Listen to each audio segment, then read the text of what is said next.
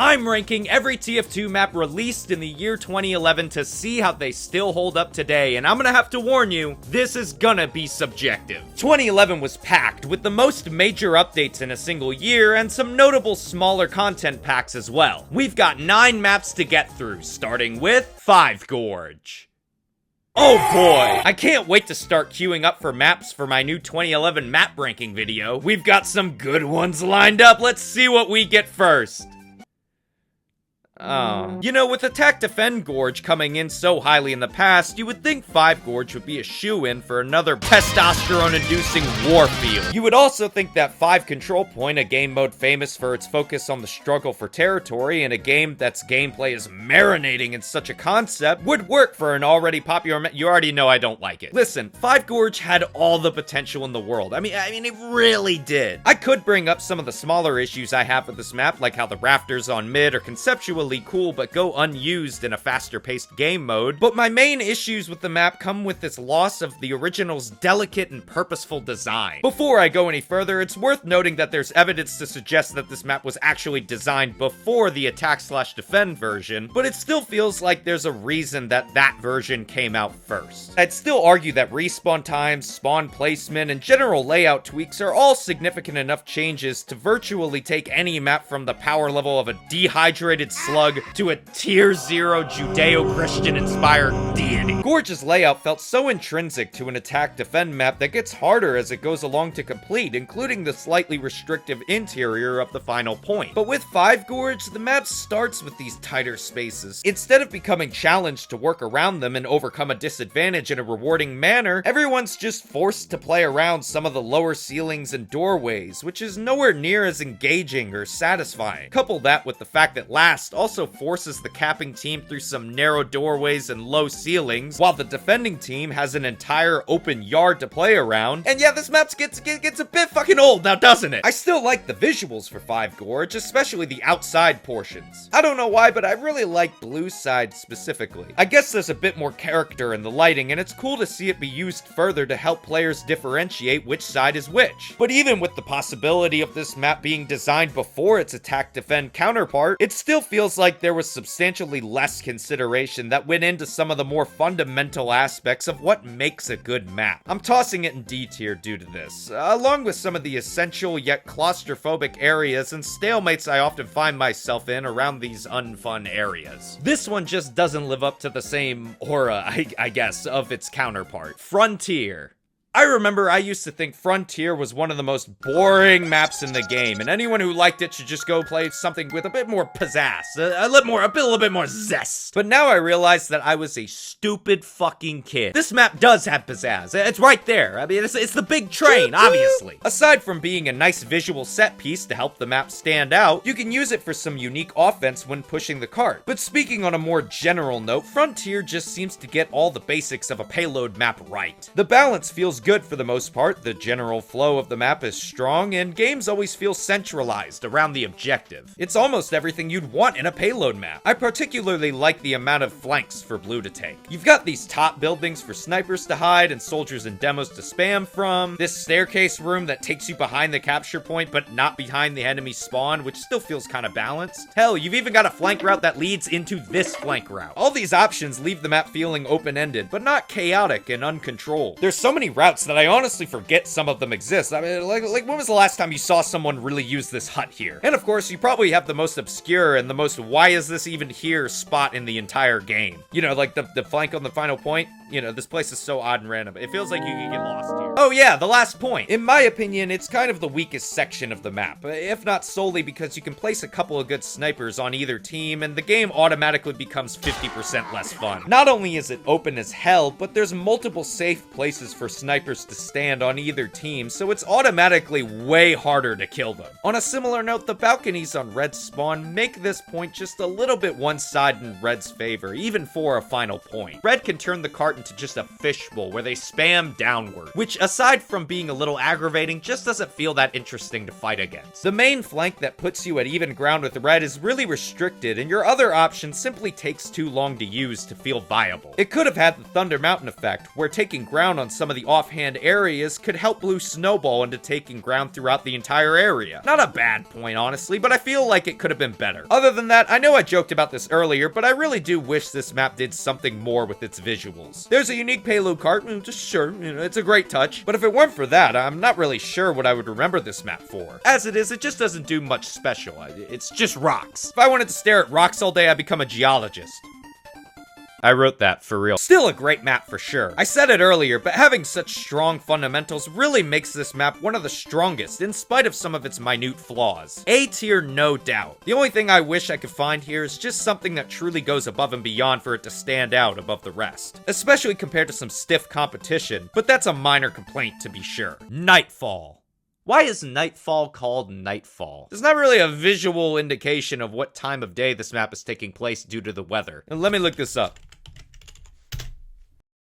Oh.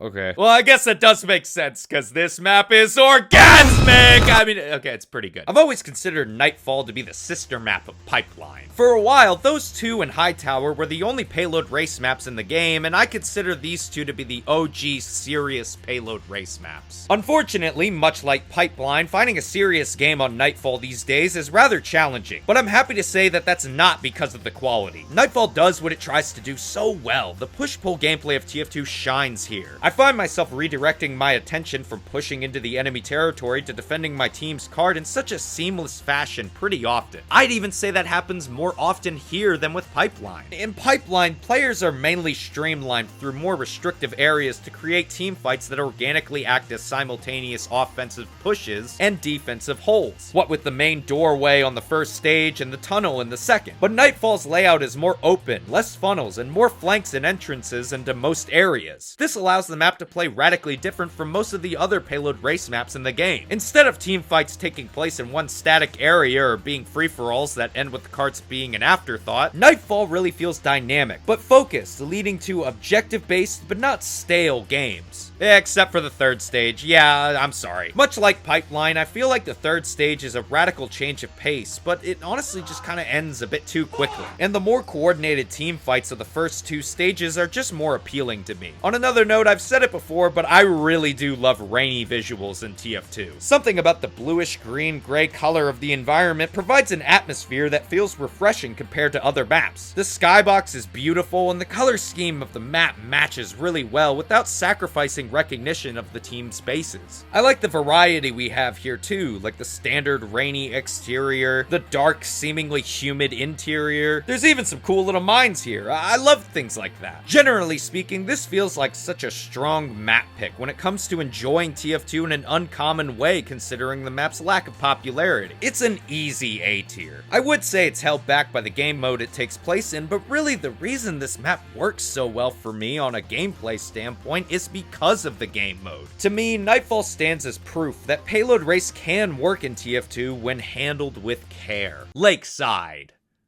One of the only places where you get a guarantee. Lakeside is fun. I think its design is really notable in the fact that the map is, generally speaking, really open. It's a sniper's dream. The balconies on the side allow for some sightlines that lead straight through a chunk of the point. Yeah, it's a bit much, I'm not gonna lie, but with how sniper-friendly this map is, I never really saw it as one of the more annoying sniper maps. There's actually a fair bit more cover on and off the point into this little temple room here, but most importantly, the map has two large divots surrounding the point. I think this is a wiser piece of map design instead of having some big-ass walls for cover. It allows the map to feel open for classes like Soldier and Demo, while giving room to fight back against snipers. Putting walls or random props here on the flat plane is something they totally could have done, but choosing the route of having the point elevated, acting as cover, is a less artificial means of stomping out potentially hazardous sightlines. That, and the enemy sniper balcony is still visible from the other team's balcony, meaning that counter-sniping is still very much possible. Could a Virgin Kirk blasting sniper main still ruin an entire server? Okay, yeah, sure. But I respect Lakeside's answer to this problem with how free the majority of the map layout feels. I give it a little leeway in that regard. Plus, sniper can ruin like 90% of other maps. It's like, whatever. I'd also like to give credit to the visuals here. On their own, they're nothing special, but the setting is radically different from the rest of the maps in TF2 with the exception of Egypt. Unlike Egypt though, this map shows how to do this aesthetic in TF2 the right way and avoids oversaturating the colors in its environment. I will say the tempo on the side is a little dark for some reason. Like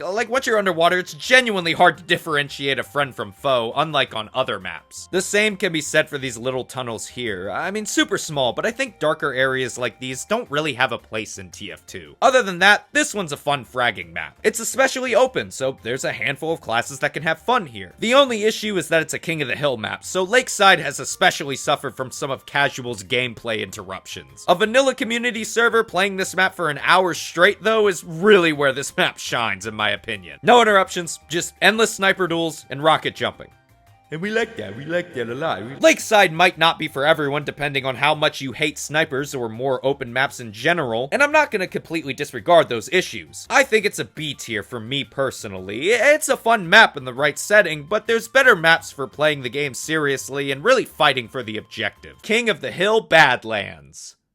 I didn't realize until I started this series how prevalent it was for Valve to reuse layouts from a pre-existing map and try to make them work in a different game mode. Thing is, most of the time I feel the same way about these maps. One of them is typically my main way to play them, and the other is just a side option that, at best, is a change of pace. But with Badlands, let me cut straight to the chase here. I have had some of the greatest games I have ever played on King of the Hill Badlands. Not games where the taunting heavy got panned by the rocket jumping soldier, but games where everyone is trying, everyone is pushing, everyone is using all of their will to fight for their control point. Not a soul AFK. There's something so rewarding about taking part in solid, balanced rounds on a map like this, win, lose, or draw. I feel like Badlands is a breeding ground for games like this. Rounds feel so balanced and so intense, yet so fun at the same time. Unlike in some standard control point maps centered around a more competitive 6v6 format, Koth Badlands rewards every class for their participation in the objective while still favoring the 12v12 format. It's the perfect mix between TF2's casual, self-centered gameplay funneling players into performing actions meaningful towards the objective and people who play to win. Mid is still great. The high ground the point gives is a natural advantage to the team defending, but with longer respawn times, dying is more punishing. The two carts on the side are great for cover and some subtle elevation. And while a small thing, the health pack below the point is actually like a top 5 health pack in the entire game. I briefly touched on this, but another thing I enjoy is how every class feels welcome here. Every decloak spot, every sniper window, every flank route, every spot where blast jumping is rewarded, they all come together to give players an opportunity to be effective however they please. There's loads of thoughtful design here that, while originally made with a different game mode in mind, shine bright in the King of the Hill environment. The only thing I can maybe knock this map for is how congested this area near resupply can get, especially since it's rather close to spawn. I feel like a revved heavy medic combo here is just really powerful. But when a situationally powerful strategy is the only issue I have with this map, you know it's good. This may come as a surprise, but I think I'm feeling a light S here. This is another one I kind of went back and forth on, but it's one of my favorite King of the Hill maps right behind Harvest. I just love the variety here. It's a safe bet if I want to enjoy King of the Hill, and it just really allows Koth to shine. Barnblitz. Barnblitz, a classic. Being a Valve-created map, it feels really refined in both visuals and layout. The first point gives red the slight high ground, but blue is given multiple exits out of spawn and an open view from resupply. The shack the point is in may feel a little claustrophobic, but blue can simply come in from behind and drag the cart through the shack if it gets stuck halfway. Nice, that's nice. I like that move. It feels balanced enough. The second point takes place mostly indoors and gives red the spam advantage with the high ground, but with the plethora of flank routes in this one room that's easy for blue to set up, and it feels good. The third point, Whoa, okay, here, we're getting a little crazy now. This one seems a little easy to capture, but I think it's alright. I think having a more open area with some intricate rooms off to the side is good for variety's sake when compared to the previous points. I'm sure the last point of Barnblitz is gonna be alright.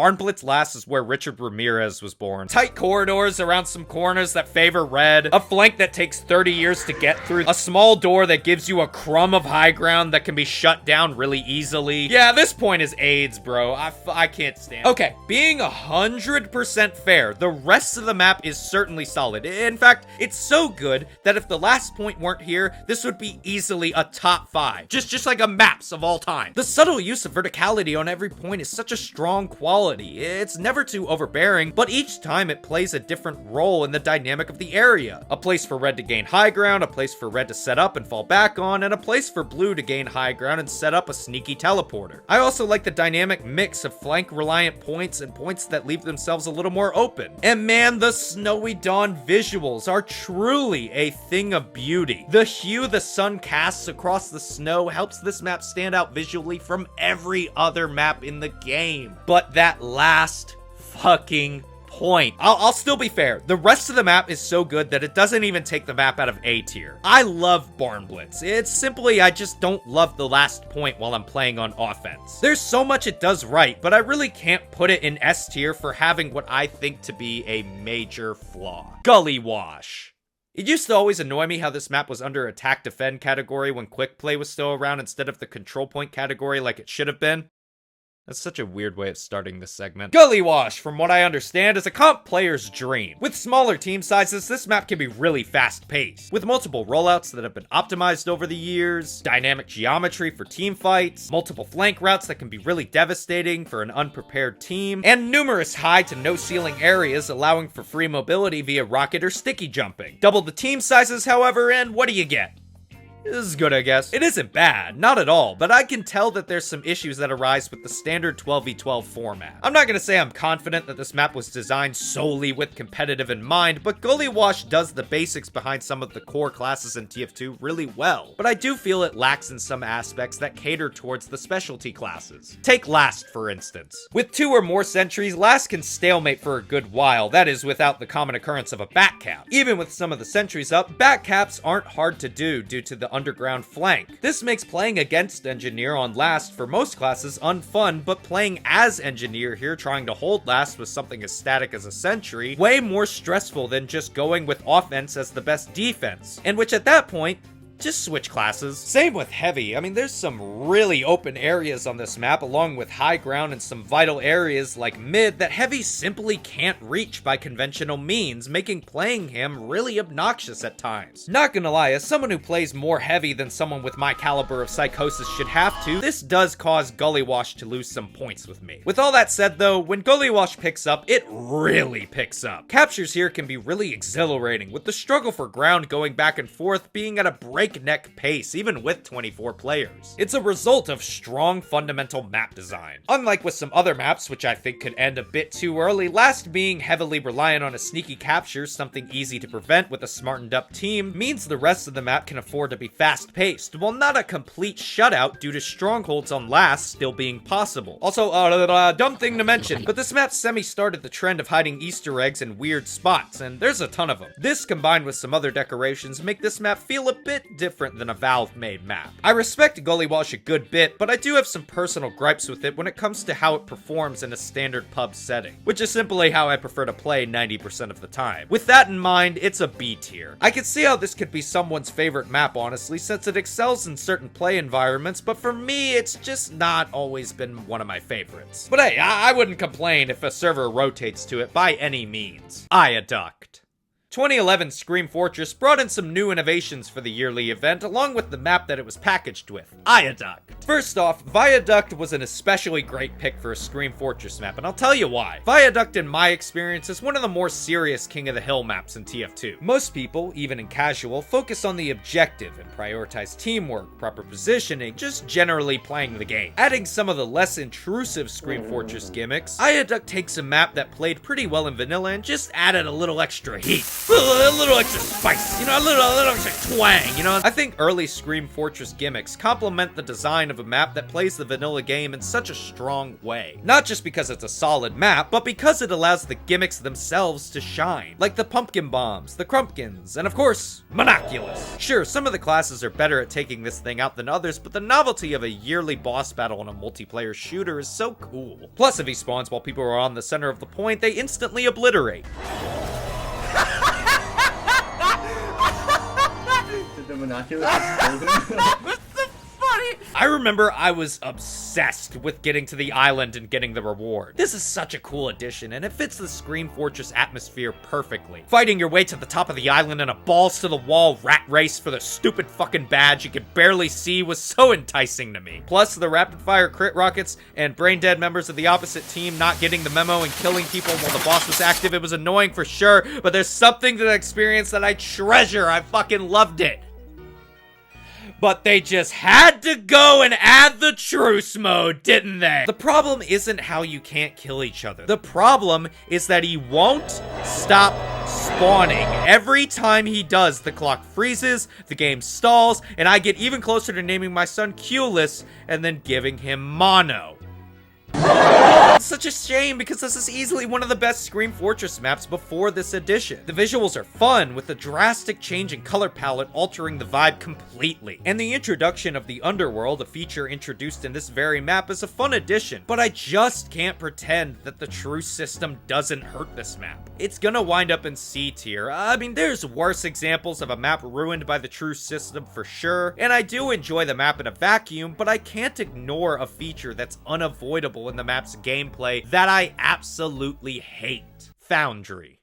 Sometimes 5 control point maps in TF2 have a fundamental problem, as mentioned with Gullywash before, where games move back and forth so fast that some classes like Engineer and Heavy get lost in the shuffle and have a hard time keeping up. Now, you could counter said argument by saying fast-paced maps are often more fun and exciting than stalemates.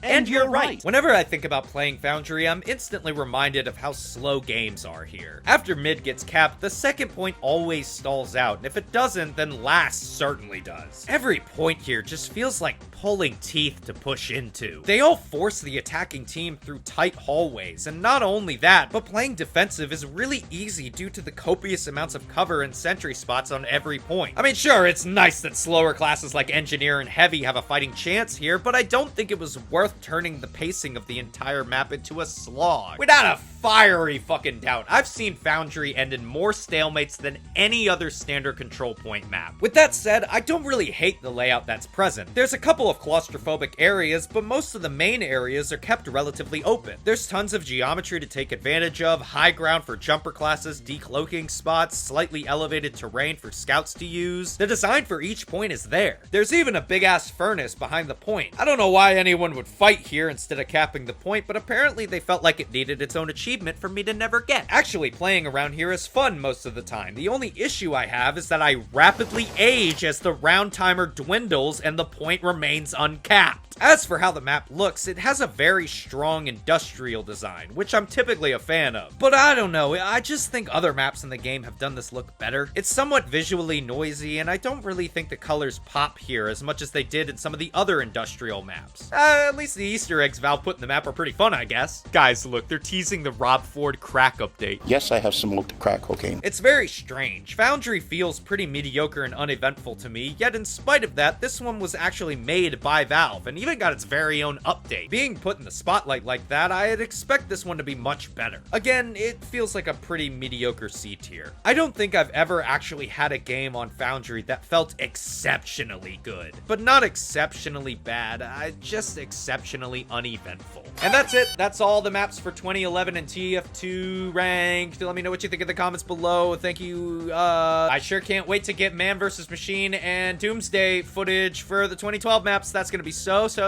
much fun. Yay!